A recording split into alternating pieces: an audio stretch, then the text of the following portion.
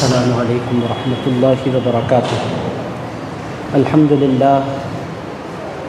للہ الذی نزل الفرقان علی عبدہ لیکون للعالمین نذیرا، والصلاة والسلام علی خیر الورى بدر الدجى صدر العلا نور الہدى کف الورى، سیدنا وشفیعنا وحبیبنا ونبینا ومولانا محمد المصطفى وعلى آلہ بالصدق والصفا واصحابہ نجوم الہدى ومن تبعهم بإحسان إلى يوم الجزاء، أما بعد۔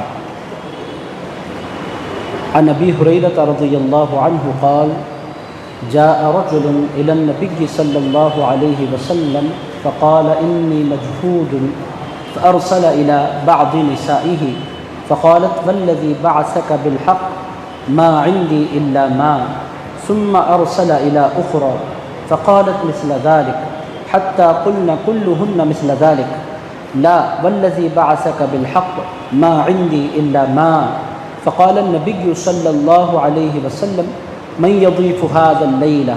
فقال رجل من الأنصار: أنا يا رسول الله، فانطلق به إلى رحله فقال لامرأته: أكرمي ضيف رسول الله صلى الله عليه وسلم، وفي رواية قال لامرأته: هل عندك شيء؟ فقالت: لا إلا قوت صبياني، قال: فعلليهم بشيء، وإذا أرادوا العشاء فنوميهم، وإذا دخل ضيفنا فاطفئ السراج وأريه إنا نأكل، فقعدوا وأكل الضيف وباتا طاويين، فلما أصبح غدا على النبي صلى الله عليه وسلم فقال: لقد عجب الله من صنيعكما بضيفكم الليلة، متفق عليه۔ وقال تعالى،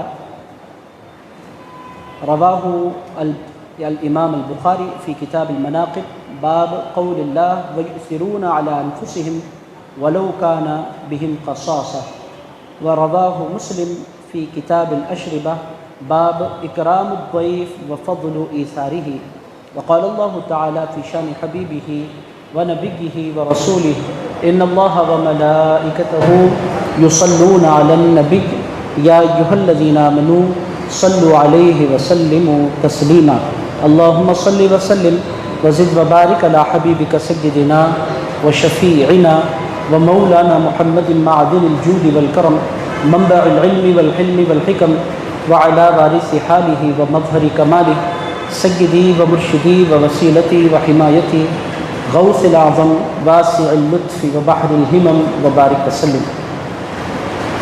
عزیزان گرامی قدر، محترم بزرگوں، نوجوان دوستوں، عزیز ساتھیوں، اللہ تعالیٰ کا بے پناہ فضل و احسان ہے کہ اللہ پاک نے 7 مہینوں کے گزرنے کے بعد آپ کو، ہم کو اس مسجد میں پھر ایک مرتبہ درس حدیث کے لیے جمع ہونے کی توفیق بخشی۔ عزیزان گرامی قدر، اس دوران بہت سے ہمارے اپنے ہم سے جدا ہو گئے، ہر خاندان میں میتیں اٹھی، ہر آبادی سے لوگوں کا جانے کا سلسلہ جاری رہا۔ جو بچ گئے ہیں، بغیر بیماری کے بچے ہوئے ہیں، ان کو اللہ کا بے پناہ شکر ادا کرنا چاہیے کہ اللہ نے ان پر بڑا احسان فرمایا کہ وہ بچے ہوئے ہیں اور جس پوزیشن میں ہیں کہ درس حدیث میں وہ تشریف لا چکے ہیں، تو ہم اللہ کا بے پناہ شکر ادا کرتے ہیں۔ عزیزان گرامی قدر، کسی بھی چیز کو دیکھنے کے 2 پہلو ہیں۔ بہت سے لوگ یہ کہتے ہیں کہ اتنے دن ہمارے ایسے گزر گئے، ہم کہتے ہیں بھائی یہ جو سیزن ہے 2020 بچ کر نکل گئے، اللہ کا شکر ادا کرنے کی ضرورت ہے۔ عزیزان گرامی قدر، گلے کی پوزیشن میں تو انسان ہے ہی نہیں، چونکہ جانوں پر آن پڑی ہے، بچ جانا خود ایک سب سے بڑا کمال ہے۔ بہت سے لوگ کہہ رہے ہیں فنانشیلی ہمیں بہت گھاٹا ہوا اور بہت نقصان ہوا۔ عزیز دوستو، 2020 یہ سروائیو کرنے کا سال ہے، بچ جانا یہی سب سے بڑی بینیفٹ ہے، سب سے بڑا پروفٹ ہے کہ انسان بچ کر نکل جائے۔ عزیز دوستو، ہم اللہ کا بے پناہ شکر ادا کرتے ہیں کہ اللہ پاک نے ہمیں ان لوگوں میں سے رکھا جو بیمار بھی نہیں ہوئے، اور ان لوگوں میں سے رکھا جو صحت کے ساتھ اس وبا کو جنہوں نے فیس کیا ہے۔ 100 سال میں ایک مرتبہ اس طرح کا ماحول بنتا ہے، جب وبا آئی تو سارے کے سارے لوگ پریشان تھے، یہ کیا ہو رہا ہے، چونکہ آپ نے ہم نے کبھی اس طرح کا منظر دیکھا نہیں تھا۔ بہرحال وبا آئی، اور وبا اب ہم سے جدا ہونے کو ہے۔ اور حیدرآباد والوں کا کمال کیا تھا، وبا آئی تو بھی بے خوف، وبا جا رہی ہے تو بھی بے خوف۔ عزیزان گرامی قدر، پورے ہندوستان میں ایک مثال بنے ہوئے ہیں یہاں کے لوگ، الحمدللہ۔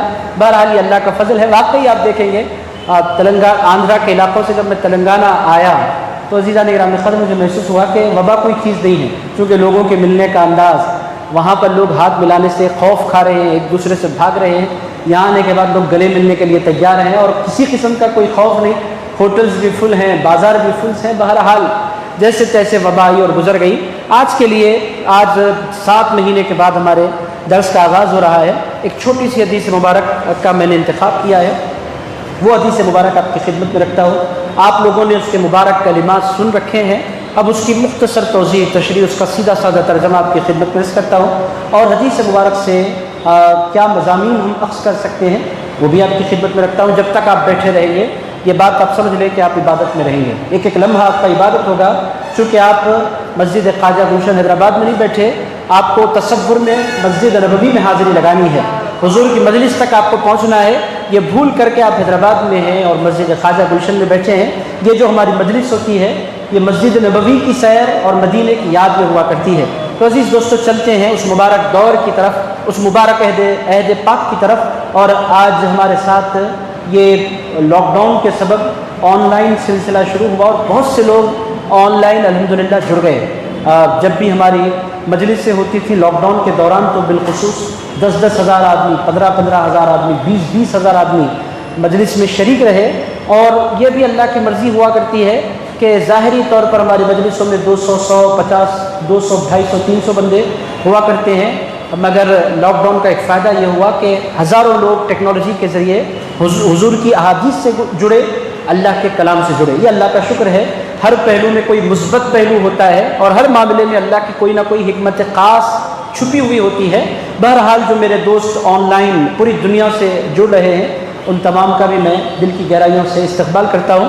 آج کی حدیث مبارک کی طرف ہم چلتے ہیں، بہت چھوٹی سی حدیث مبارک اور مختصر سے وقت میں انشاءاللہ تعالی آپ اس کو سنیں گے بھی، سمجھیں گے بھی اور اس سے نتائج بھی حاصل کریں گے۔ اور عزیزان گرامی قدر جب آپ اس مجلس سے اٹھیں گے تو آپ محسوس کریں گے کہ آپ کا ایمان تازہ ہو گیا ہے، وہ کمال حضور پاک علیہ الصلوۃ والسلام کی باتوں کا ہے۔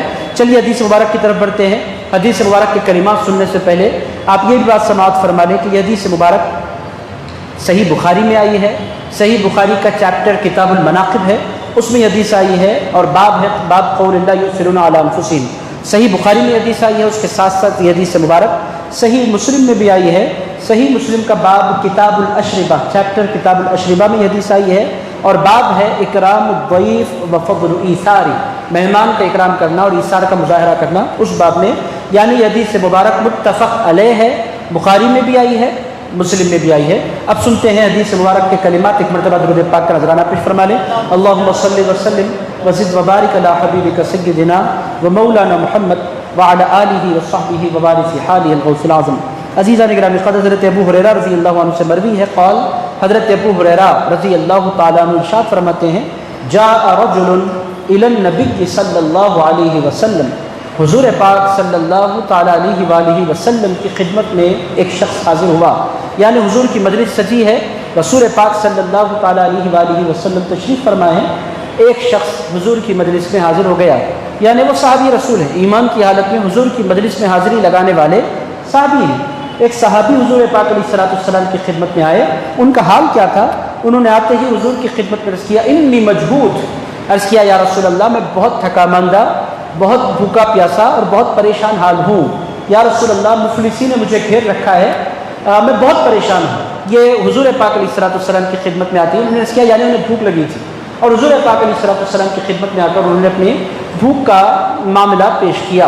اب رسول پاک علیہ الصلوۃ والسلام کی خدمت میں آ کر جب انہوں نے سوال کیا تو آگے کا معاملہ آنے سے پہلے یہاں پر رک کر میں آپ کی خدمت میں عرض کروں گا، کیا مانگنا اسلام میں پسندیدہ ہے؟ خیرات مانگنا۔ اب یہ صحابی رسول ہیں، یہ باضابطہ ہیلپ مانگ رہے ہیں حضور پاک علیہ الصلوۃ والسلام سے۔ عزیزان گرامی قدر، مانگنے کو اسلام کیسے دیکھتا ہے؟ یہ بڑا امپورٹنٹ مسئلہ ہے، چونکہ اسلام نے ہر مسئلے میں ہمارے لیے ہدایات دی ہیں۔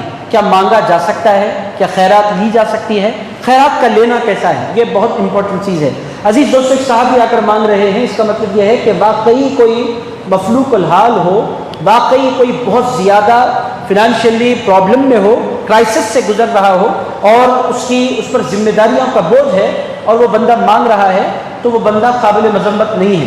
یہ اس کی گنجائش ہے کہ انسان کی زندگی میں کبھی ایسا مرحلہ آ جائے کہ وہ لوگوں کی ہیلپ کے لیے مجبور ہو جائے۔ بعض مرتبہ زندگی میں ایسا مرحلہ بعض مرتبہ آ جاتا ہے۔ ایک بطور مثال، آپ سفر پر ہیں، آپ کا والٹ گم ہو گیا، اس میں آپ کے کارڈز بھی ہیں، اس میں آپ کے پیسے بھی ہیں، کسی نے آپ کا پرس چرا لیا، اب آپ کیا کریں گے اس سچویشن میں؟ آپ کو پلٹ کر اپنی منزل تک بھی جانا ہے، اگر آپ کے پاس واقعی کار بھی ہے اس میں پیٹرول بھی تو ڈلانا ہے، اگر آپ بس سے گئے ہیں، ٹرین سے گئے ہیں تو ٹکٹ تو آپ کو لینی ہے۔ اب اس سلسلے میں کیا ہوگا؟ تو عزیزان گرامی قدر پھر راستے کے دوران کھانے پینے کا مسئلہ ہے تو آپ کو لینا پڑے گا کسی نہ کسی سے ہیلپ، ایک آدھ مرتبہ کوئی بندہ ہیلپ لے لے تو اٹس اوکے، اس کی بالکل گنجائش ہے، واقعی انسان مجبور ہو اور مانگے۔ مگر عزیزان گرامی قدر مانگنے کو پروفیشن بنانا، مانگنے کا اپنے آپ کو عادی بنا لینا، مانگنے کا باضابطہ اہتمام کرنا کہ وہ مانگ کر ہی، بھیک مانگ کر ہی زندگی گزارے، اس کو رسول پاک علیہ الصلوۃ والسلام نے پسند نہیں فرمایا۔ حضور پاک علیہ الصلوۃ والسلام نے ارشاد فرمایا میدان محشر میں کچھ لوگ حاضر ہوں گے، ان کے چہروں پر گوشت نہیں ہوگا، صرف ہڈیوں کا سیٹ اپ ہوگا، بس ہڈیاں دانت اور ہڈیاں نظر آئیں گی، آنکھیں ہوں گی، اس کے علاوہ گوشت نہیں ہوگا، صرف ہڈیاں ہوں گی۔ تو یہ کون ہوں گے؟ حضور پاک علیہ الصلوۃ والسلام نے ارشاد فرمایا یہ وہ لوگ ہوں گے جو دنیا میں بھیک مانگا کرتے تھے۔ حضور ارشاد فرماتے ہیں بھیک مانگنے والوں کی میدان محشر میں علامت ظاہر ہو جائے گی کہ ان کے چہروں پر گوشت نہیں ہوگا، جو لوگوں سے بھیک مانگتے زندگی گزارا کرتے ہیں۔ عزیزان گرامی قدر، ایک مقام پر حضور ارشاد فرماتے ہیں جو بندہ مانگنے کا عادی ہو جائے، رسول پاک علیہ الصلوۃ والسلام ارشاد فرماتے ہیں اللہ اس پر افلاس کا دروازہ کھول دیتا ہے، وہ زندگی میں کبھی امیر نہیں ہو سکتا۔ اگر بھیک مانگنے کا عادی ہو جائے زندگی بھر فقیر رہتا ہے اور زندگی بھر بھیک مانگتے ہی رہتا ہے، کیوں؟ اس نے غلط طریقے کو اپنایا ہے۔ حضور پاک علیہ الصلوۃ والسلام اور مقام پر ارشاد فرمایا لوگوں بھیک مانگنے سے بہتر یہ ہے کہ تم رسی لو، جنگل کو جاؤ اور لکڑی کاٹو اور اس کا گٹا بناؤ اور اس کو اپنے سر پر رکھو، بازار میں لاؤ، لکڑی بیچو، تمہیں اس مرحلے میں بڑی محنت کرنی پڑے گی، کرو۔ بھیک مانگنے سے یہ لکڑی بیچ کر کما کر کھانا بہتر ہے۔ حضور پاک علیہ الصلوۃ والسلام فرماتے ہیں مگر بھیک مت مانگو۔ ایک صحابی رسول ہے، ان کا نام ہے حکیم بن حزام رضی اللہ تعالیٰ عنہ۔ حضور پاک علیہ الصلوۃ والسلام کو انہوں نے دیکھا کہ سرکار بڑے سخی ہیں، بہت عطا فرمانے والے ہیں، تو انہوں نے کیا کیا، جب بھی حضور سے ملاقات ہوتی ہے اس کرتے سرکار تھوڑی سی ضرورت ہے، حضور پاک علیہ الصلوۃ والسلام نے ایک مرتبہ دے دیا، پھر چند دنوں کے بعد پھر ملاقات ہوئی، حضور تھوڑی سی ضرورت ہے، حضور نے ان کو پھر دیا، پھر ایک مرتبہ ملاقات ہوئی، حضور سے پھر مانگا، رسول اللہ کبھی کسی کو ٹالتے نہیں تھے، حضور نے ان کو پھر دیا، 4-5 مرتبہ مسلسل وہ حضور سے مانگتے رہے۔ حضور پاک علیہ الصلوۃ والسلام نے ان کو اپنے پاس بلا کر ارشاد فرمایا مانگنے کا اپنے آپ کو عادی نہ بناؤ، کام کرو، کسی نہ کسی سے کس طرح پیسے کمانے کی کوشش کرو، سامنے نہیں ہے۔ اب اگر کوئی بغیر مانگے کہ آپ کو دے دے، اب اس سچویشن میں کیا کرنا چاہیے؟ یہ اسلام ہے۔ اب دیکھیں ہر پہلو پر ہمارا دین رہنمائی کرتا ہوا ہمیں نظر آتا ہے، اسی لیے تو کہتے ہیں کہ اسلام سے بہتر کوئی اور مذہب نہیں ہو سکتا۔ کوئی ایسا پہلو نہیں ہے جس پر ہمارے سرکار نے اور سرکار کے دین نے روشنی نہ ڈالی ہو۔ رسول پاک علیہ الصلوۃ والسلام کی خدمت میں حضرت فاروق اعظم بیٹھے ہیں، حضور کے پاس کچھ مال آیا، رسول پاک علیہ الصلوۃ والسلام نے خاموشی سے حضرت فاروق اعظم کے ہاتھ میں رکھا، عمر رکھ لو۔ حضرت عمر فاروق نے عرض کیا سرکار آپ کے صحابہ میں مجھ سے زیادہ مستحق لوگ بھی ہیں، آپ دے دیں، میرے لیے انعام ہے، مگر میرے سرکار مجھ سے زیادہ بھی ایلیجبل، مجھ سے زیادہ بھی ڈیزرونگ، مجھ سے زیادہ بھی مستحق کچھ ایسے صحابہ بھی ہیں جن کے پاس کچھ نہیں، آپ مجھے دے رہے ہیں۔ حضرت رسول پاک علیہ الصلوۃ والسلام نے ارشاد فرمایا اے عمر جب مال بغیر مانگے کے آئے اور بطور تحفہ آئے اس کا انکار نہیں کرنا چاہیے، یہ اللہ کی جانب سے ہوا کرتا ہے۔ لوگوں سے توقع رکھنا، لوگوں کی جیبوں پر نظر رکھنا یہ ناپسندیدہ ہے، مگر بغیر کسی توقع کے کوئی تمہیں تحفتاً کوئی چیز پیش کر رہا ہے، عمر کبھی انکار نہیں کرنا، یہ تمہارے مصطفیٰ کی سنت ہے کہ اس کو قبول کر لیا جائے۔ عزیزان گرامی قدر، الغرض حدیث مبارک کے یہ کلمات سے یہ 2-3 باتیں، بنیادی باتیں عرض کرنا بہت ضروری تھا۔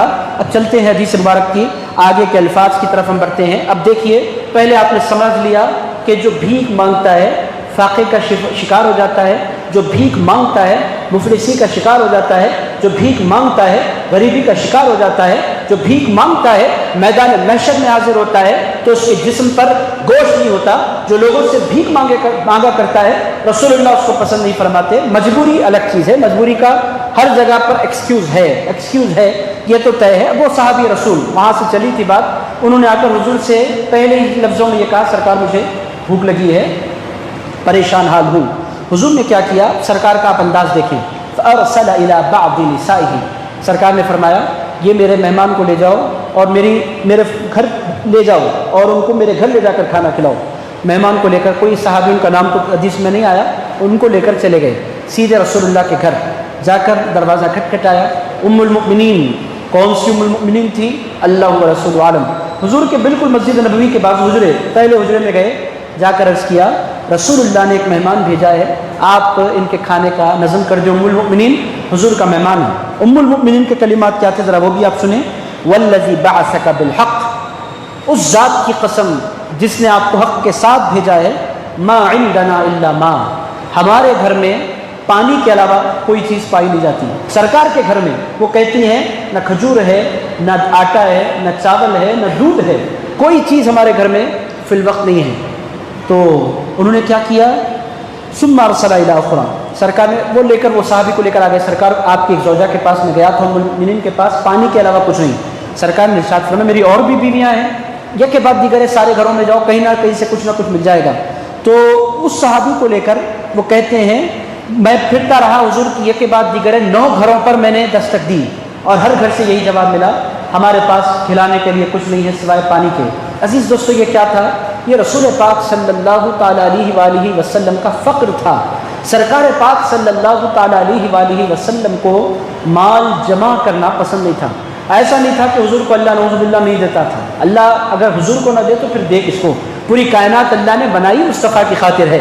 عزیز دوستو، ہمارا تو ایمان ہے کہ ہم کو بھی جو کچھ ملتا ہے مصطفیٰ کریم کے صدقے میں ملا کرتا ہے۔ آپ کے جیب میں جو کچھ ہے حضور کا صدقہ، میرے جیب میں جو کچھ ہے حضور کا صدقہ۔ عزیزان گرامی قدر، جس کو جو کچھ ملتا ہے، مال ملتا ہے حضور کے صدقے، ایمان ملتا ہے حضور کے صدقے، عزت ملتی ہے حضور کے صدقے۔ عزیز دوستو، پوری کائنات کو جو کچھ ملتا ہے حضور پاک صلی اللہ تعالیٰ علیہ وآلہ وسلم کے صدقے۔ پھر یہ کیا کیفیت ہے حضور کے پاس؟ تو حضور پاک علیہ السلام نے خود ارشاد فرمایا، مجھ سے میرے اللہ نے پوچھا اے مصطفیٰ تم ملک رسول بننا چاہتے ہو یا فقیر رسول بننا چاہتے ہو؟ اگر تم چاہتے ہو تو پوری دنیا کی بادشاہت میں تمہیں دے دوں، پوری دنیا تمہارے لیے ہو جائے۔ حضور نے فرمایا مولا مجھے ایسا نہ بنا کہ میں صرف کھاتا رہوں، مجھے ایسا بنا کہ ایک دن میں کھاؤں اور تیرا شکر ادا کروں، اور ایک دن میں بھوکا رہوں تاکہ میں صبر کر سکوں۔ اور عزیز دوستو، ایسا کیوں کیا؟ اس واسطے کہ انسان کو روز کوئی چیز ملتی رہتی ہے، اس کی قدر نہیں ہوتی۔ درس حدیث کی ہمیں قدر کب پتہ ہوئی؟ جب لاک ڈاؤن ہوا، لاک ڈاؤن ختم ہوا تو ہمیں اندازہ ہو رہا ہے کہ کس قدر بڑی نعمت ہے کہ ہم حضور کے باتوں کے ساتھ اپنا وقت گزارا کرتے ہیں۔ عزیز دوستو، نعمت کی قدر کب ہوتی ہے؟ جب وہ مس ہو جاتی ہے، جب وہ کھو جاتی ہے، تب جا کر انسان کو اس کا اندازہ ہوتا ہے۔ ماں کی قدر کب ہوتی ہے؟ جب وہ بیٹھ کر انتظار کرے، کھانا کھلاتے رہے، انسان کو قدر نہیں ہوتی۔ جب وہ ماں چلی جاتی ہے دنیا سے، تب انسان روتا، تڑپتا، مچلتا ہے۔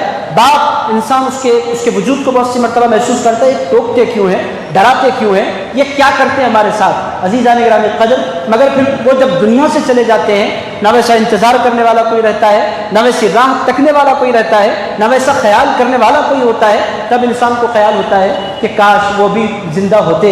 عزیز دوستو، تو انسان کا کمال کیا ہوتا ہے کہ کوئی چیز جب مس ہوتی ہے اور پھر پلٹ کر آتی ہے تو پھر انسان کو شکر کے جذبات خود بخود انسان کے دل میں پائے جاتے ہیں۔ عزیز دوستو، آج سے تقریباً 11-12 سال پرانی بات میں آپ کو سناؤں، کرنول میں پانی آیا تھا اور پورے کرنول میں سیلاب تھا، اور اتفاق سے میں حیدرآباد میں تھا۔ وہ کہتے ہیں کہ وقت کی گردش، خواہ کہ میں کار لے کر کرنول پہنچا، اور بل ارادہ نہیں، ایسے چاہا میرا من کہ جاتے ہیں، سن رکھا ہے وہاں پانی آ رہا ہے، ذرا حال دیکھتے ہیں، اس ارادے کے ساتھ ہم پہنچے۔ وہاں پہنچے، مجھے خود اندازہ نہیں، میں جب سویا تو لوگوں نے مجھے جگایا اور کہا پانی پہنچ چکا ہے، آپ کے گھر میں انٹر ہو چکا ہے۔ میرے پیروں کے نیچے زمین نکل گئی، یہ کیا ہو گیا؟ اب ہم پانی میں سے جیسے تیسے درگاہ پہنچے، پھر درگاہ میں قیام کیا 2-3 دن۔ تو پانی پینے کا مسئلہ تھا تو نہانا تو انسان تصور نہیں کر سکتا۔ اس کے بعد 3-4 دن کے بعد جب ہمیں پانی ملا نہانے کو، تو اس قدر ہم نے اللہ کا شکر ادا کیا کہ کس قدر بڑی نعمت ہے۔ پانی روزانہ انسان کو مل جائے، احساس نہیں ہوتا۔ عزیز دوستو، ہر نعمت کا احساس اس وقت ہوتا ہے جب وہ کبھی ملتی ہے، کبھی نہیں ملتی۔ مسلسل جس کو ملتی رہتی ہے اس کے پاس اس کی کوئی قدر نہیں ہوتی۔ اگر آپ روزانہ کسی بندے کو بریانی کھلائیں، اس کی کوئی ویلیو نہیں۔ اس کو ایک آدھ مہینے میں ایک آدھ مرتبہ دعوت آئے، پھر آپ دیکھیے اس کو کہ کیسے اس کا استقبال کرتا ہے۔ عزیزان گرامی قدر، الغرض، یہ بات اس واسطے میں نے اس کی کہ آپ تھوڑا سا ہنس لیں اور مسکرا لیں۔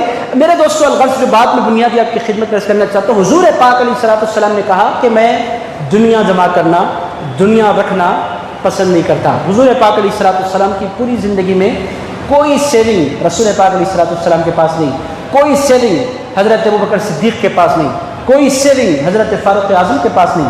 حضرت عثمان غنی کے احوال میں ملتا ہے کہ انہوں نے سیونگ کی ہے اور وہ بھی بانٹا کرتے تھے، لٹایا کرتے تھے۔ عزیزان گرامی قدر، مولا علی کی زندگی میں آپ دیکھیں گے کوئی سیونگ آپ کو نظر نہیں آتی۔ یہ اہل بیت اطہار کی زندگی میں آپ دیکھیں، سیدہ فاطمہ الزہرا کی زندگی میں آپ دیکھیں، کوئی سیونگ آپ کو نظر نہیں آتی. یہ ایمان کا اعلیٰ درجہ ہوتا ہے. اب آپ لوگوں کے سارے لوگوں کے اکاؤنٹس بھی ہیں اور جن کے اکاؤنٹس نہیں تھے باضابطہ پی ایم نے اکاؤنٹس بنوائے ہیں, اور عزیزان گرامی قدر اکاؤنٹس میں پیسے بھی ہیں. اب آپ بولیں گے ہم کیا کریں, کیا آج ہی جا کر ہم خیرات کر دیں؟ عزیزان گرامی قدر وہ ایمان کا بہت اعلیٰ درجہ ہے کہ حضور پاک علیہ الصلوۃ والسلام جس مرتبے پر فائز ہے. عزیز دوستوں, کیا رکھا جا سکتا ہے؟ حضور نے اس کا بھی بیان فرمایا. حضرت ابو ذر رضی اللہ تعالیٰ عنہ ارشاد فرماتے ہیں, حضور کعبے کو پیٹ لگائے بیٹھے ہیں, میں حضور کی خدمت میں حاضر ہو گیا. حضور کو میں نے دیکھا, سلام عرض کیا, حضور کی خدمت میں پہنچا, مجھ کو دیکھا. دیکھ کر حضرت ابو ذر فرماتے ہیں, مجھ سے میرے سرکار نے فرمایا, ابو ذر وہ لوگ نقصان میں ہیں, وہ لوگ خسارے میں ہیں, وہ لوگ گھاٹے میں ہیں. حضرت ابو ذر نے کہا, یا رسول اللہ کون لوگ گھاٹے میں ہیں؟ ارشاد فرمایا, مال والے لوگ. حضرت ابو ذر نے عرض کیا, سرکار کیا سارے مال والے لوگ گھاٹے میں ہیں؟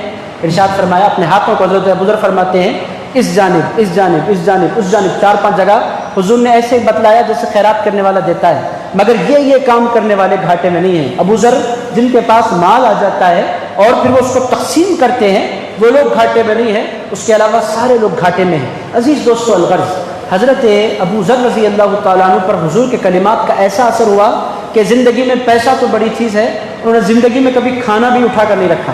رات کا کھانا, شام کا کھانا, دوپہر کا کھانا بانٹ دیتے تھے. دوسرے دن کا نہ ان کے پاس کھانا ہوتا تھا نہ غلہ ہوتا تھا. حضرت ابو ذر بہت مشہور حضور کے صحابی تھے, اللہ تعالیٰ ان کے اسباب بھی بنا دیا کرتا تھا. یہاں تک تو بات ٹھیک, اگر کوئی رکھ لیتا تو حضرت ابو ذر اس پر بھی گرم ہو جاتے. وہ جلال میں آتے, تیرے پاس اتنے درہم کیسے رہ گئے, اتنے دینار. لوگوں نے بار بار دیکھا, صحابہ ڈرتے تھے حضرت ابو ذر کو دیکھنے کے بعد, یہ کیا ہو گیا, ابو ذر کلاس لیں گے. حضرت ابو ذر سے بھاگتے تھے لوگ, جس کو پکڑتے, کتنے دینار تمہارے جیب میں؟ جی میرے پاس 50 دینار. 50 دینار تیرے جیب میں ہے, تیرا توکل کہاں گیا, اللہ پر تیرا بھروسہ کہاں گیا؟ جلال میں آ جاتے. تو لوگوں نے جا کر حضرت علی شیر خدا سے شکایت کی, وہ خود تو نہیں رکھتے مگر رکھنے والوں کی کلاس لے لیتے ہیں, ہم کیا کریں؟ تو حضرت مولا علی شیر خدا نے فرمایا, بلاؤ ابو ذر کو. اور حضرت ابو ذر جانتے تھے کہ یہ علم والے ہیں اور رسول اللہ کے علم کے تقسیم کرنے والے ہیں, ان سے بحث نہیں ہو سکتی. آگے ادب کے ساتھ حضرت مولا علی شیر خدا نے فرمایا, ابو ذر جی علی. ارشاد فرمایا, میں نے سنا ہے کہ کوئی پیسے رکھتا ہے تو تم بہت جلال فرماتے ہو. کہنے لگے, بات یہ ہے کہ یہ پرندوں سے گیا گزرا ان کا ایمان ہے, یہ لوگ پیسے اکٹھا کرنے لگ گئے ہیں. حضرت علی شیر خدا نے فرمایا, اچھا مجھے ایک بات بتاؤ, مال پر زکوٰۃ کب دینی ہے؟ تو وہ بڑے پریشان ہو گئے, وہ جانتے تھے کہ میں پیک ہونے والا ہوں. حضرت ابو ذر غفاری رضی اللہ تعالیٰ نے عرض کیا, جی علی وہ مال پر تو زکوٰۃ مال پر سال گزر جانے کے بعد دینی پڑتی ہے. ارشاد فرمایا, تم تو کہتے ہو مالی جمع نہیں کرنا چاہیے, تو کیا زکوٰۃ کا نظام ہی ختم کر دینا چاہتے ہو؟ کہنے لگے, میرے سرکار نے تو جمع نہیں فرمایا. ارشاد فرمایا, ابو ذر وہ اعلیٰ ایمان کی کیٹیگری ہے, اگر تم جمع نہیں کرتے ہو تو بہت اچھا ہے, مگر جمع کرنے والوں کو پریشان نہ کیا کرو, ان کی اپنی مجبوریاں ہیں, ان کی اپنی پلاننگس ہیں. عزیزان گرامی قدر الغرض, حضرت ابو ذر رضی اللہ تعالیٰ عنہ کی بات نکل گئی. چلتے حدیث مبارک کو کمپلیٹ کرتے ہیں. حضور پاک صلی اللہ تعالیٰ علیہ وآلہ وسلم نے کبھی جمع نہیں فرمایا. یہ رسول پاک صلی اللہ تعالیٰ علیہ وآلہ وسلم کا معمول تھا. اور اولیاء کرام میں بھی آپ دیکھیں گے, آتا بھی بہت تھا, خرچ بھی بہت کرتے تھے. حضرت نظام الدین اولیاء محبوب الہی علیہ رحمۃ الرضوان کے حوالہ آپ اٹھا کر دیکھیں, اتنا آتا تھا کہ ہندوستان کے شاید کسی بادشاہ کے پاس اتنا مال آتا تھا. پورے ہندوستان میں ان کے مریدین, متقدین, متوسلین اور چاہنے والے نواب اور پوری دنیا, پورے ہندوستان سے نذرانے آتے تھے. مگر عالم کیا ہوتا تھا, ادھر نذرانہ آتا, دوسرے دن سارے کا سارا مال ختم ہو جایا کرتا تھا. بی بی عائشہ صدیقہ کے حوالے میں آیا ہے کہ 1 لاکھ درہم آئے ان کے پاس, 1 لاکھ درہم آئے حضرت عائشہ صدیقہ سلام اللہ علیہا و رضی اللہ تعالیٰ عنہ ام المؤمنین کے پاس.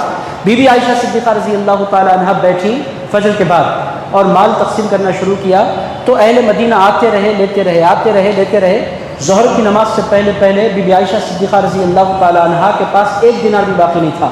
اور جب افطار کھولنے کے لیے, روزہ کھولنے کے لیے افطار پر دسترخوان پر بیٹھی, تو عالم یہ تھا کہ روزہ کھولنے کے لیے ان کے گھر میں کوئی چیز نہیں پائی جاتی تھی. اپنی خادمہ سے کہا, تم کہتی مجھے یاد دلاتی تو 1 آدھ درہم رکھ لیتی تاکہ میں افطار کا انتظام کر لیتی. تو انہوں نے کہا, آپ اس قدر محبت کے ساتھ لوگوں کی دامن بھرتی چلی جا رہی تھی کہ میری ہمت نہیں ہو سکی آپ کو ٹوکنے کی اور آپ کو بتانے کی. عزیز دوستو الغرض, یہ ایمان کا ایک اعلیٰ درجہ ہے کہ بندہ کوئی جمع نہیں کرے, یہ ایمان کا اعلیٰ درجہ ہے. چلتے ہیں, بات کہاں سے کہاں نکلی اور کہاں پہنچی. الغرض 2 باتیں آج کلیئر ہو گئی. پہلی بات, خیرات مانگنا یہ پسندیدہ نہیں ہے, اس کو پروفیشن بنانا یہ بہت بری بات ہے. ہم کر کیا سکتے ہیں, ہم ہیلپ کریں. عزیز دوستو, اپنوں کی ہیلپ کریں اور چاہنے والوں کی ہیلپ کریں. بعض لوگوں کا طریقہ کیا ہے, غیروں میں تو خوب لٹاتے ہیں، ان کے اپنے رشتہ دار، ان کے اپنے عزیز بھوکے پیاسے محتاج مفلس پریشان حال رہتے ہیں، یہ بہت بڑی بات۔ حضرت امام حسن علیہ السلام کے حوالے میں آپ کو ایک واقعہ ملتا ہے، وہ سنا دیتا ہوں، پھر حدیث تیزی سے آگے بڑھاتا ہوں۔ عزیزان گرامی قدر، سیدنا امام حسن کے پاس ان کا ایک دوست آیا، آ کر اس نے کہا کہ مولا حسن مجھے اتنے پیسوں کی ضرورت ہے۔ امام حسن نے فوراً لا کر اس کو ایک ہاتھ میں پیسے تھما دیے، وہ چلا گیا۔ گھر کے اندر آئے تو آنکھوں سے آنسو جاری تھے، امام حسن روتے چلے جا رہے تھے۔ تو ان کے اہلیہ نے، ان کے گھر والوں نے پوچھا، اے امام حسن آپ نے تو اپنے دوست کی مدد کی ہے، پھر آپ کا یہ رونا کیسا ہے، رو کیوں رہے ہیں؟ ارشاد فرمایا میں بھی کیسا دوست ہوں کہ میرے دوست کو زبان کھول کر مجھ سے مانگنے کی ضرورت پڑی۔ یہ دوستی کیسی دوستی ہے کہ دوست مانگے، بغیر مانگے کہ دوست کی ضرورتوں کو سمجھنا، یہ اسلام کا کمال ہے۔ عزیز دوستو الغرض، یہ بڑے اہم پہلو ہیں جن کی طرف ہمیں توجہ کی ضرورت ہے۔ اب کیا ہوا ذرا قصہ سنیے، بڑا دلچسپ، یہاں سے ٹرن لے رہا ہے قصہ۔ حضور کے 9 گھروں پر گئے لے کر مہمان کو، کسی ایک گھر سے بھی کھانے کی کوئی چیز نہیں ملی۔ میں نے آپ کی خدمت میں عرض کیا، یہ حضور کا فخر جو تھا یہ اختیاری تھا، حضور کی خواہش تھی۔ ایک مقام پر خود حضور پاک علیہ السلام ارشاد فرماتے ہیں، لوگوں میں نے جنت کی طرف جھانکا تو میں نے جنت کو غریبوں سے بھرا ہوا دیکھا، اور میں نے جہنم کی طرف جھانکا تو میں نے جہنم کو عورتوں سے بھرا ہوا دیکھا۔ حضور کی خدمت میں کچھ خواتین نے عرض کیا، یا رسول اللہ ہم جہنم میں کیوں زیادہ پہنچ گئی؟ حضور نے ارشاد فرمایا اس واسطے جہنم میں زیادہ پہنچی کہ تم اپنے شوہروں کی بڑی ناشکری ہوا کرتی ہو۔ تمہارا شوہر تم سے زندگی بھر اچھا سلوک کرے، ایک آدھ مرتبہ کچھ کمی کر دے، تم کہتی ہو تم نے ہمارے ساتھ کیا ہی کیا ہے، تم نے تو زندگی میں کبھی اچھا ہمارے ساتھ کیا ہی نہیں، تم نے کیا کیا ہمارے ساتھ؟ یہ جو ناشکری ہے، زندگی بھر کی محبت کو چند لمحوں میں مٹا دینا، ختم کر دینا، کیا ہی کیا بھائی؟ اگر کچھ نہیں کیا تو یہ گھر کیا ہے، یہ آرام کیا ہے، یہ بچے کیا ہے، یہ پوری خوشیاں کیا ہے، یہ کچھ بھی تو اتنی محبتوں کے بعد پلٹ کر بولے کہ تم نے ہمارے ساتھ کچھ نہیں کیا تو کس قدر۔ تو حضور ارشاد فرماتے ہیں ناشکری کی وجہ سے عورتیں جہنم میں ہوں گی، اور غریبوں کا عالم کیا ہوگا؟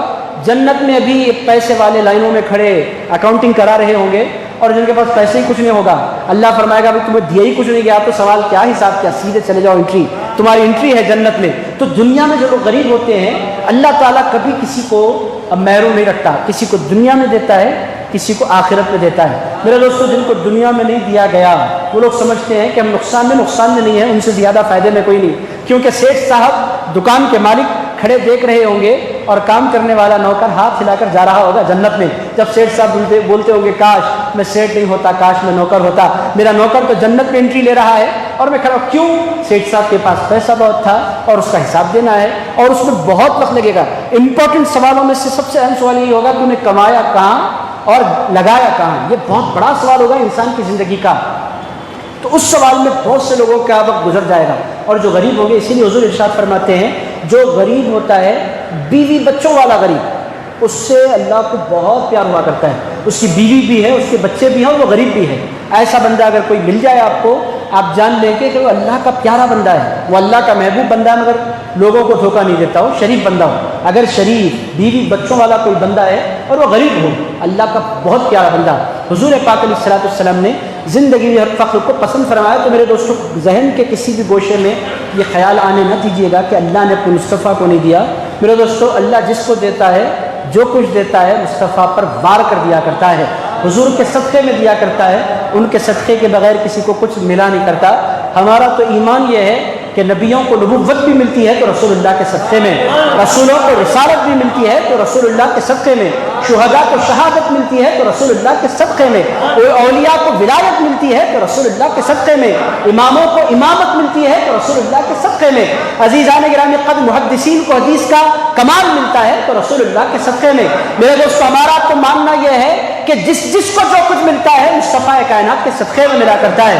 اگر ان کا صدقہ ہٹا دو تو کسی کی جھولی میں کچھ نہیں، جس کی جھولی میں جو کچھ نظر آتا ہے وہ خیرات ہوتی ہے مدینے کے تاجدار کی، وہ خیرات ہوتی ہے آمنہ کے لال کی۔ تو میرے دوستو سرکار کے بارے میں یہ تصور کرنا کہ ان کے دامن میں کچھ نہیں، اس سے بڑی غلطی فہمی کوئی نہیں۔ حضور نے اسی لیے تو ارشاد فرمایا تھا انما نقاسم واللہ یعطی، 17 مرتبہ آئی حدیث بخاری میں۔ حضور ارشاد فرماتے لوگوں یاد رکھو دینے والا خدا ہے، بانٹنے والے مصطفیٰ ہیں، دیتا خدا ہے، بانٹتا میں ہوں۔ میرے دوستو یہ بات بڑی امپورٹنٹ ہے۔ اب چلتے ہیں، بہت خوبصورت موڑ یہ حدیث سے مبارک لے رہی ہے۔ ہوا کیا؟ حضور پاک کسی کے گھر میں، کسی بھی زوجہ کے گھر میں کچھ نہیں، حضور نے ارشاد میں اضیف هذا الليل، حضور نے ارشاد فرمایا میرے پاس میرے گھر میں فی الوقت کچھ نہیں، تم میں سے کوئی ہے جو اس مہمان کی اکرام کرنا چاہتا ہے، مہمان کا خیال کرنا چاہتا ہے، مہمان کی عزت کرنا چاہتا ہے، اس کو کھلانا پلانا چاہتا ہے، کوئی ہے؟ پھر کیا ہوا؟ فقال رجل من الانصار، ایک غریب انصاری صاحب اٹھ کر کھڑے ہو گئے۔ وہ کون تھے؟ ان کا نام روایات میں آیا ہے، وہ تھے حضرت ابو طلحہ انصاری رضی اللہ تعالیٰ عنہ۔ حضرت ابو طلحہ، ان کی بیوی کا نام تھا ام سلیم، حضرت ام سلیم۔ یہ بہت یوں تو اب آپ دیکھیں گے صحابہ میں الگ الگ لوگوں کی الگ الگ کوالٹیز ہیں، یہ میاں بیوی ایک انڈرسٹینڈنگ کی ایک مثال ہے، اور ان کے بہت سے واقعات آپ کو حدیثوں میں ملیں گے غیر معمولی۔ ان دونوں کے درمیان میاں بیوی کی جب انڈرسٹینڈنگ ہو جاتی ہے تو گھر جنت بن جایا کرتا ہے۔ یہ حضرت ابو طلحہ اور حضرت ام سلیم رضی اللہ تعالیٰ عنہما، ان دونوں کے درمیان بڑی انڈرسٹینڈنگ تھی، مائنڈ سیٹ دونوں کا ایک تھا۔ اور یہ مائنڈ سیٹ جب نہیں جمتا نا تو پھر خوبصورت سے خوبصورت 1 کروڑ نہیں 5 کروڑ کا گھر ہو، میاں بیوی کے درمیان انڈرسٹینڈنگ نہیں، آپ سمجھ لیجئے گا کہ وہ جہنم بن جاتا ہے گھر، دنیا بھر کی خوشیاں اس کے لیے ختم ہو جایا کرتی ہیں۔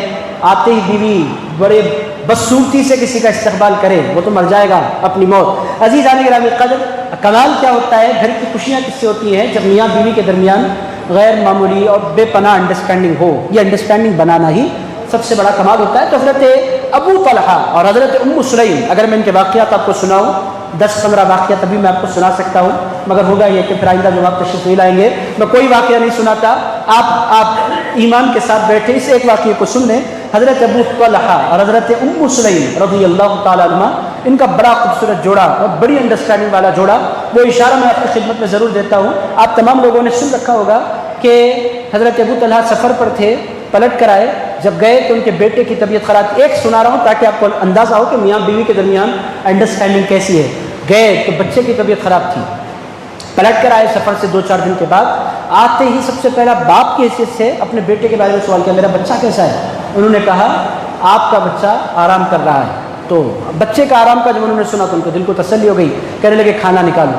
کھانا نکالا گیا، ان لوگوں نے کھانا کھایا بڑے اطمینان سے۔ اس کے بعد میاں بیوی کی جو زوجیت ہے، وہ جو بھی میاں بیوی کا ہوتا ہے کام، عمل ہے زوجیت، اس سے بھی وہ فارغ ہوئے، پھر غسل کیا، پھر فجر کی نماز کے لیے تشریف لے جانے لگے۔ تو حضرت ام سلیم نے حضرت ابو طلحہ سے کہا آپ کہاں جا رہے ہیں؟ کہنے لگے میں حضور کی خدمت میں حاضری کے لیے جا رہا ہوں۔ ام سلیم نے پوچھا میں آپ سے ایک سوال کرنا چاہتی ہوں۔ انہوں نے پوچھا کیا؟ کہنے لگی آپ کے پاس کوئی بندہ کوئی امانت رکھائے اور آپ سے وہ اپنی امانت واپس لے لے تو آپ کو کیا کرنا چاہیے؟ تو ابو طلحہ نے کہا کیا کرنا چاہیے؟ جس کی امانت ہے اس کو واپس کر دینی چاہیے۔ تو اس موقع پر حضرت ام سلیم نے فرمایا آپ کو اللہ نے بحیثیت بیٹا ایک امانت دی تھی اور کل شام عصر کے بعد اللہ نے اس امانت کو واپس لے لیا ہے۔ حضرت ابو طلحہ فرماتے ہیں مجھ پر ایک بجلی سی گری کہ میرا بچہ مجھ سے جدا ہو گیا۔ کہنے لگا اس کا انتقال ہو گیا؟ ارشاد فرمانے لگی ہاں انتقال ہو گیا۔ حضرت ابو طلحہ پریشان ہے کیا ہو گیا؟ کہنے لگے تم نے مجھے پہلے کیوں نہیں سنایا؟ کہنے لگے آپ سفر سے آئے تھے، تھکے ماندے تھے اور شام ہو گئی تھی، ویسے بھی فجر میں جانتی تھی کہ آپ فجر میں حضور ہی سے نماز جنازہ پڑھوائیں گے اور حضور ہی کی موجودگی میں ان کی تدفین کا سامان کریں گے، میں ایک رات آپ کی خراب کیوں کروں، آپ کو ڈسٹرب کیوں کروں؟ میں نے آپ کا خیال رکھتے ہوئے اس طرح کیا ہے۔ حضرت ابو طلحہ کو جلال بھی آیا، فرماتے ہیں بیوی کی اس محبت کو دیکھ کر میں نے ضبط کیا، حضور کی خدمت میں بچے کو لے کر حضور کی خدمت میں پہنچا، جا کر عرض کیا یا رسول اللہ رات میں یہ ماجرا ہوا ہے۔ حضور نے فرمایا ابو طلحہ تم سے اور تمہاری بیوی سے اللہ راضی ہو گیا ہے اور اللہ رب العزت نے اپنی رضا کا پروانہ سنا ہے۔ یہ انتہائی انڈرسٹینڈنگ والا جوڑا ہے حضرت ابو طلحہ کا۔ آپ اندازہ لگائیں صبر کا کیا پہاڑ تھی وہ ماں حضرت ام سلیم۔ اب آپ سنیے قصہ کیا ہوا۔ اب حضرت ابو طلحہ اٹھ کر کھڑے ہو گئے، یہ کوئی امیر آدمی نہیں تھے، غریب سے آدمی تھے، مگر چونکہ حضور نے فرمایا تھا یہ میرا مہمان ہے، ضیف رسول اللہ، حضور کا مہمان۔ مہمان کسی کا بھی ہو وہ احترام کے لائق ہوتا ہے۔ اگر وہ مہمان حضور نے جس کو اپنا مہمان کہا ہو، انہوں نے کہا یہ چانس مس نہیں کرنا چاہیے، سرکار کا مہمان ہے۔ کہنے لگے سرکار میں کھلانا چاہتا ہوں۔ حضور نے فرمایا ابو طلحہ لے جاؤ۔ حضرت ابو طلحہ اس صحابی کو لے کر سیدھے اپنے گھر پہنچے۔ تو سکتا ہے عشاء کا وقت ہو، جا کر اپنی بیوی سے کہا هل عندك شيء؟ انہوں نے کہا کھلانے کے لیے مہمان آیا، حضور کا مہمان ہے ہمارے گھر میں، تمہارے پاس اس کو کھلانے کے لیے کچھ ہے؟ فقالت لا، گھر میں کچھ نہیں ہے، الا قوت صبیانی، اتنا کھانا ہے کہ ہم اپنے بچوں کو کھلا سکیں، آپ کے کھانے کے لیے نہیں، میرے کھانے کے لیے نہیں، بچوں کے کھانے جتنا کھانا ہے۔ تو حضرت ابو طلحہ کا آپ ایمان دیکھیں، حضرت ابو طلحہ نے ارشاد فرمایا بچوں کو کسی بھی طرح ٹال دو، اور بچوں کو سلا دو اور کھانا پکا دو۔ اور ارشاد فرمایا وَإِذَا دَخَلَ ضَيْفَنَا، میں مہمان کو کہوں گا کہ کھانا بننا ہے، کچھ دیر کے بعد ہم آتے ہیں، جب میں مہمان کو لے کر آ جاؤں تو کھانا بہت تھوڑا ہے، ایسا نہیں ہو سکتا کہ ہم تینوں کھا سکیں، میں آپ مہمان نہیں کھا سکتے، اور مہمان کو اکیلا کھلانا بھی مہمان کے لیے بے عزتی کا باعث ہے۔ بے عزتی ہوگی اگر میں مہمان کو نکاح میں کھانا ڈال دوں اور کہوں کھا لو، ہمیں ان کے ساتھ بیٹھنا ہوگا جب تک پردے کے احکام نہیں آئے تھے۔ کہنے لگے آپ ہم بیٹھیں گے ان کے ساتھ دسترخوان پر، کھانا ان کو کھلائیں گے، ہماری نکاحیاں ان کے ساتھ رکھی ہوں گی، اور وہ فیل نہیں کرے اس واسطے ہم اپنے چراغ کو بجھا دیں گے، اور ہم کہیں گے تیل ختم ہو گیا چراغ میں۔ اسی طرح کا پلان کیا گیا، پہلے ان دونوں نے اپنے بچوں کو سلایا، پھر کھانا پکایا، مہمان جو ہی انٹر ہوا چراغ گل کر دیا گیا، مہمان بیٹھے، کھانا نکالا گیا، اور مہمان کو پیٹ بھر کر دونوں نے کھانا کھلایا، اور عزیزان گرامی قدر جب ان کا پیٹ بھر گیا، پیٹ بھر کے ان کو کھانا کھلایا، دونوں کی نکاحیاں خالی ہیں، مہمان کا اکرام کیا اور ان کو لے جا کر مسجد چھوڑا، پلٹ کر آ گئے، میاں بیوی دونوں کے دونوں بھوکے رہ گئے، اور صبح میں فجر کی نماز میں حضور کی خدمت میں حاضری دی۔ اب آپ دیکھیں یہاں سے حضور کے علم کا ہمیں اندازہ ہوتا ہے، حضور پاک علیہ الصلوۃ والسلام نے جو ہی حضرت ابو طلحہ کو دیکھا، حضور کے چہرے پر مسکراہٹ آ گئی، ارشاد فرمایا لقد عجب اللہ من صنیعکما بضیفکم اللیلہ، ارشاد فرمایا ابو طلحہ تم نے رات میں اپنے مہمان کے ساتھ جو کیا ہے نا، اس سے کائنات کا پروردگار بہت خوش ہوا ہے۔ عزیز دوستوں آپ سے پوچھتا ہوں ابو طلحہ کے گھر میں کیا ہوا، یہ ابو طلحہ جانتے تھے، ابو طلحہ کی بیوی جانتی تھی، مگر حضور ارشاد فرماتے ہیں ابو طلحہ صرف تم دونوں نہیں جانتے، اپنے گھر میں تشریف فرمانے والے محمد الرسول اللہ بھی جان لیا کرتے ہیں۔ میرے دوستو حضور کے علم پر بہت سے لوگ ہیں، حضور کو یہ نہیں پتا، پیٹ پیچھے کی خبر نہیں، دیوار پیچھے کی خبر نہیں، نادانی کی باتیں کرتے ہیں۔ ہمارا ایمان یہ ہونا چاہیے کہ حضور کو اپنی بھی خبر ہے، اپنے سارے غلاموں کی بھی خبر ہے، کون سا غلام کہاں ہے، کس حال میں ہے، کس پوزیشن میں ہے، کوئی جانے نہ جانے، مدینے کے تاجدار ضرور جان لیا کرتے ہیں۔ عزیز دوستو اس سے صحابہ کا ایمان بھی آپ دیکھیں کہ ایثار ان کا کس قدر ہے کہ خود بھوکے رہے، بچوں کو بھوکا پیاسا رکھا، کیوں کیا یہ سب کچھ انہوں نے؟ حضور نے ارشاد فرمایا تھا ضیف رسول اللہ، یہ مہمان رسول اللہ کا ہے، فرمایا میرے سرکار کا مہمان بھوکا رہے، ایسا نہیں ہو سکتا۔ سرکار سے محبت کی خاطر، اللہ کی رضا کی خاطر انہوں نے یہ سب کچھ کیا، اور اللہ رب العزت نے اس کو بہت پسند فرمایا، اور حضور پاک علیہ الصلوۃ والسلام نے ان کو بشارت دے دی ایمان کی۔ عزیزان گرامی قدر اللہ کی خوشنودی کی بشارت ملی حضرت ابو طلحہ کو بھی، ان کی بیوی کو بھی، کس وجہ سے ملی؟ ان کے ایثار کی وجہ سے۔ ایثار کس کو کہتے ہیں؟ کہ کسی چیز کی آپ کو بے پناہ ضرورت ہو، اور آپ کے سامنے کوئی ایسا بندہ ہو جو آپ سے زیادہ یا آپ کے برابر آپ کو اس چیز کا ضرورت مند نظر آئے، آپ اپنی ذات پر اس بندے کو ترجیح دیں، آپ کہیں میں نقصان میں رہ جاؤں، آپ آرام اٹھائیں۔ یہ اپنے بھائی کے لیے کوئی چیز ایسی پسند کرنا، یہ اعلیٰ درجے کا ایمان، اور اسلام نے اس کو بہت پسندیدگی کی نگاہ سے دیکھا ہے، اور یہ عربوں کے اندر یہ مزاج قلبی پایا جاتا تھا۔ آج بھی جو بااخلاق عرب ہوتے ہیں ان کے اندر آج بھی یہ کوالٹی پائی جاتی ہے۔ حضرت امام حسن کا پھر واقعہ مجھے یاد آ رہا ہے، حضرت عبداللہ، حضرت امام حسن، حضرت امام حسین تینوں مل کر مدینہ منورہ لوٹ رہے مکہ معظمہ سے، تینوں مل کر آ رہے ہیں، اب بھوک پوری اپنی شدت کو پہنچ چکی ہے، کھانا ختم ہو گیا ہے، اور پیدل آ رہے ہیں۔ اگر سواری پر آتے تو سواری میں کھانے پینے کا سامان ہوتا۔ حضرت امام حسن پیدل حج کرنے کو اور پیدل کعبے جانے کو بہت پسند فرمایا کرتے تھے۔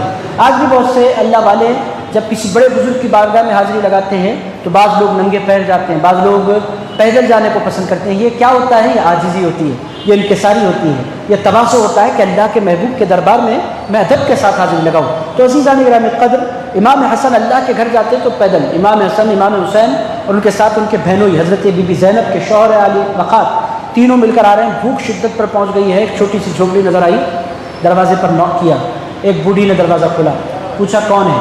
کہنے لگے ہم ہاشمی ہیں، مکے سے آئے ہیں، مدینے جا رہے ہیں۔ اس نے کہا میں کیا خدمت کر سکتی ہوں؟ کہنے لگے بھوک بہت لگی ہے۔ اس نے کہا میں دودھ پیش کر سکتی ہوں، تو اس نے دودھ پیش کر دیا، تینوں نے دودھ پی لیا۔ پینے کے بعد کہا دودھ سے تو بھوک نہیں مٹی، ابھی کھانے کو کچھ من کر رہا ہے۔ اس نے کہا میرے پاس بس ایک بکری ہے جس کا دودھ آیا کرتا ہے، آپ لوگ بھوکے نہ جائیں، آپ مہمان بن کر میرے گھر آئے ہیں چھوٹی سی جھوپڑی میں، میں بکری ذبح کرنا چاہتی ہوں۔ نہیں بکری ذبح نہیں کرو، نہیں۔ اس نے کہا اس سوال ہی پیدا نہیں ہوتا، مہمان آئے بھوکا چلا جائے، یہ تو ہو ہی نہیں سکتا۔ بکری زبردستی کو اس نے ذبح کی، اور پھر گوشت بنایا، روٹی وغیرہ ڈالی، تینوں کی خدمت میں پیش کر دی. تینوں نے بکری چھوٹی جیسی بھی تھی, بہت گوشت نکلتا ہے بکری سے, 8-10 کلو 4-5 کلو جتنا ان لوگوں نے چاہا اس میں سے نوش فرمایا, اور روٹی اور گوشت, اور بہت پسند ہوتا ہے عرب تینوں کے تینوں. عرب میں بھی سب سے پیورسٹ عرب, ان سے زیادہ عرب کون ہو سکتا ہے, سب سے بہترین خاندان کے لوگ. تینوں نے کھایا, کھانے کے بعد فرمایا جس خاندان کی تم نے خدمت کی ہے نا, یہ خاندان کبھی احسان بھلایا نہیں کرتا. جب بھی تمہیں ضرورت پڑے مکے چلے آنا, تو مدینے چلے آنا. اس خاتون نے کہا ضرور, اگر مدد ضرورت پڑے تو میں ضرور آؤں گی. خاتون وہ تینوں کے تینوں نکلے, مدینے پہنچ گئے. کئی سال گزر گئے, اس کا شوہر آیا بڑھیا کا, پوچھا کیا ہوا. ایک بکری تھی وہ بھی میں نے مہمانوں کو کھلا دی. کون, کہاں کے مہمان, بس اتنا جانتی ہوں مدینے کے ہیں, ہاشمی گھرانے سے تعلق رکھتے ہیں. اب کئی سال ان پر فاقے کے گزرے, یہاں تک محتاج ہو گئے کہ کھانے دانے کے محتاج ہو گئے. شوہر اور بیوی نے کہا مدینہ قریب ہے, مدینے میں جا کر کچھ نہ کچھ کرتے ہیں. شوہر اور بیوی دونوں مل کر مدینے آ گئے. مینیاں جمع کرنے لگی وہ بکریوں کے, تاکہ وہ جمع کر کے کچھ بیچ سکے, تاکہ لوگ اس کو جھاڑوں میں ڈالیں اور اس کے کچھ دینار اس کے ایک مل جاتے ہیں. اس ارادے کے ساتھ وہ مدینے کی گلیوں میں پھر رہی ہے. امام حسن اپنے گھوڑے پر سوار ہو کر تشریف لے جا رہے ہیں. بڑھیا پر نظر پڑی, جو ہی نظر پڑی حضرت امام حسن گھوڑے پر سے اتر پڑے, اس کے سامنے آ کر کھڑے ہوئے, سلام کیا. بڑھیا نے کہا وعلیکم السلام, آپ عرب سردار معلوم ہوتے ہیں, مجھ سے کوئی کام. حضرت امام حسن نے فرمایا تم کو مجھ سے کوئی کام ہے یا نہیں, مجھ کو تم سے کام ہے. اس نے کہا مجھ سے آپ کو کیا کام ہے. کہنے لگے سارے سوالات روڈ پر نہیں ہو سکتے, گھر چلو. اس نے کہا کیسے. یہ شوہر کہنے لگے چلو تو صحیح, تمہارا استقبال ہے. اسے گھر میں لے گئے, گھر میں کھانا کھلایا. اس کے بعد باتوں باتوں میں پوچھا تمہیں مال میں سب سے زیادہ کون سی چیز پسند ہے. وہ بدو تھی, یعنی شہر سے باہر بسنے والے, ان کو اونٹ اور بکریاں زیادہ پسند. تم کیا پسند کرتی ہو. اس نے کہا مجھے بکریاں بہت پسند ہیں. امام حسن نے فرمایا کھانا کھا لو, تمہاری بکریاں تمہارا انتظار باہر کر رہی ہیں. اس کا چہرہ کھل اٹھا. وہ سمجھ گئی کہ اتنے بڑے سردار ہیں مدینے کے, اب 8-10-12 بکریاں تو پکی مجھے ملنے والی ہیں. بہت خوش ہو گئی, بکریاں ہیں, بکری نہیں کہا, بکریاں ہیں. چہرہ کھل اٹھا, میرے شوہر تو بہت خوش ہونے والے ہوں گے, آج بکریاں مجھے ملنے والی ہیں.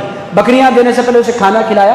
1000 درہم اس کے ہاتھ میں رکھنے کے بعد اس سے کہا چلو باہر چلتے ہیں. جب باہر نکلے 1000 بکریاں اس کا انتظار کر رہی تھی. 1000 بکریوں کا ریوڑ اور چرانے والوں کے ساتھ موجود تھا. وہ کہیں اتنی بکریاں کس کے ہیں. امام حسن نے فرمایا جس کے ساتھ تم نے حسن سلوک کیا ہے وہ مصطفیٰ کا گھرانہ ہے. ہم کبھی کسی کا ایسا نہیں رکھتے, یہ 1000 بکریاں تمہاری ہیں. وہ اسے یقین نہیں آ رہا تھا یہ میرے ساتھ کیا ہو رہا ہے. اس نے کہا آپ کا کون.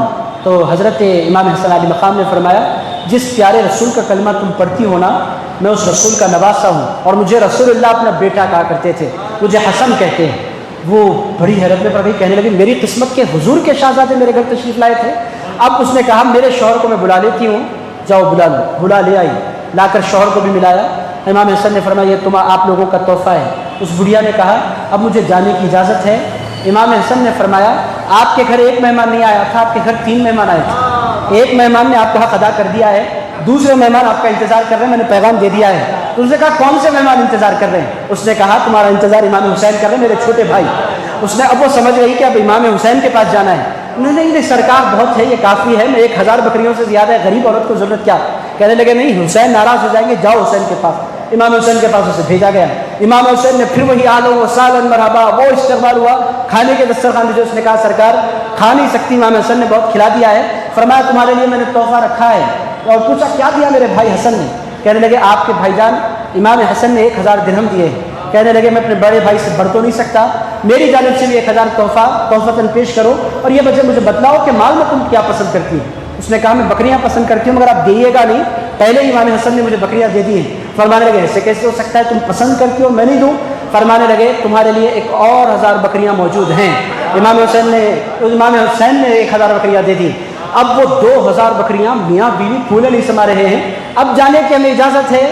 کہنے لگے تمہارے پاس 2 مہمان نہیں آئے تھے, ہمارے بہنوئی بھی تمہارے پاس آئے تھے, ان کے پاس بھی تمہیں جانا ہوگا. کہنے لگے نہیں سرکار بہت زیادہ ہو جائے گا, میں نہیں سنبھال پاؤں گی. کہنے لگے تمہارے گھر تک پہنچانے کی بکریاں ذمہ داری ہماری, ہمارے بہنوئی سے ضرور مل لینا. بی بی زینب کے شوہر کے پاس جاؤ, ان کے پاس. پھر ان کے پاس پہنچی, انہوں نے پھر کھانا نہیں کھا سکتی سرکار, اتنا کہہ دیتی ہوں امام حسن نے 1000 دیے ہیں, امام حسین نے 1000 دیے ہیں, یہ میرے لیے بہت کافی ہیں.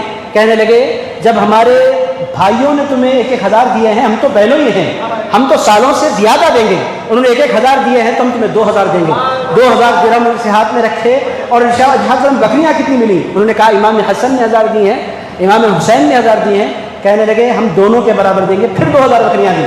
اس طرح 4000 بکریاں 4000 درہم لے کر وہ لوٹی۔ مطلب یہ ہے کہ یہ سخاوت عربوں میں بڑی پائی جاتی تھی۔ یہ کوالٹی سیکھنے کی ہے کہ ہم بھی مہمان کا اکرام کریں۔ اگر واقعی غربت ہے، آپ کے پاس اتنا پیسہ نہیں ہے، اٹس اوکے، مگر اگر آپ واقعی پیسے والے ہیں، آپ کے گھر میں 3-4 کمرے ہیں، تو پھر ایک آدھ کمرہ مہمان کے لیے رکھنا بہت ضروری ہے۔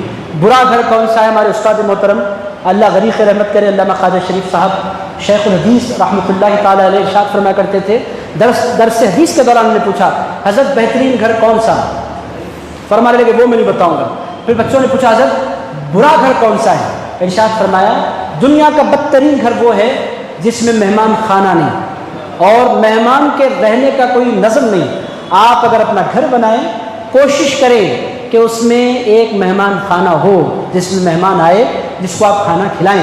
عزیزان گرامی قدر، بعض لوگ دعوت کھانے کے بڑے عادی ہوتے ہیں مگر دعوت کھلانے نہیں جانتے، یہ بہت بری عادت ہے۔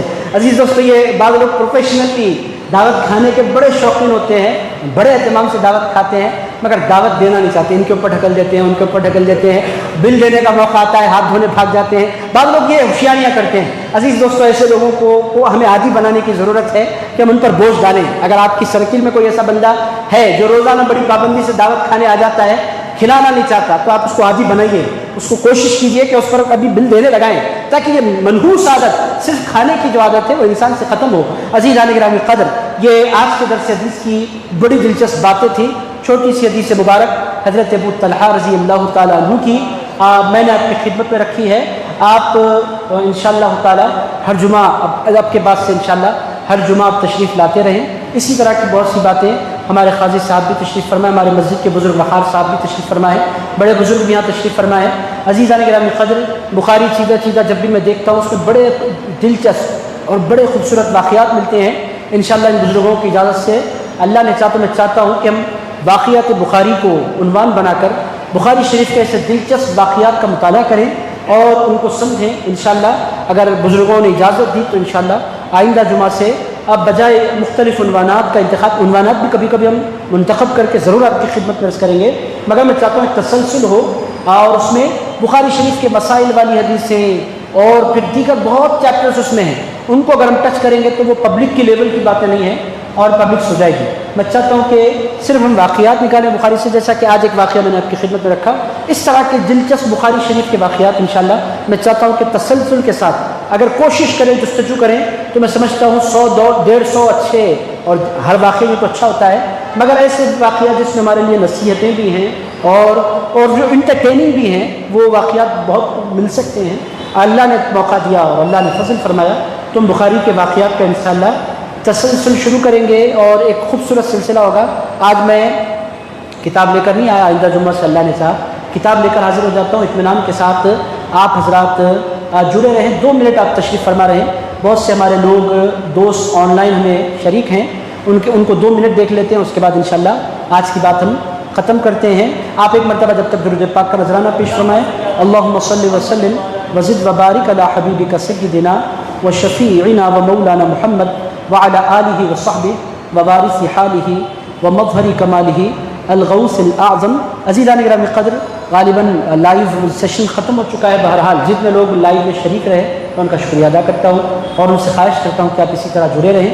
اللہ رب العزت کی بارگاہ میں دعا کرتا ہوں کہ پروردگار ہم تمام کے جمع ہونے کو قبول فرما۔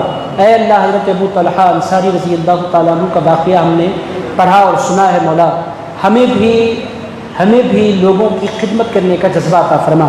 اے اللہ، ہمیں بھی مال عطا فرما اور اے اللہ اس مال کے ذریعے لوگوں کی خدمت کرنے کی توفیق عطا فرما۔ اے اللہ، دنیا میں ہمیں کسی کا محتاج نہ بنا۔ اے اللہ، دست سوال لوگوں کے آگے دراز کرنے سے ہم تمام کو بچا لے۔ اے اللہ، حضرت ابو طلحہ اور حضرت ام سلیم کے درمیان جیسی انڈرسٹینڈنگ تو نے دی تھی مولا، جتنے شادی شدہ جوڑے ہیں مولا، ساروں میں ایسی انڈرسٹینڈنگ عطا فرما دے۔ اے اللہ، میاں بیوی کے جھگڑوں سے ہمارے گھروں کو محفوظ فرما دے۔ اے اللہ، ہمارے گھروں کو جنت نشان بنا۔ اے اللہ، ہمارے گھروں میں خوشیاں نازل فرما۔ اے اللہ، میاں کو بیوی کا خیال رکھنے کی توفیق دے، بیویوں کو شوہروں کا خیال رکھنے کی توفیق دے۔ اے پروردگار، ہم تمام کو لوگوں کی خدمت کرنے کا جذبہ عطا فرما۔ اے اللہ، دنیا کے آگے ہاتھ پھیلانے سے بچا۔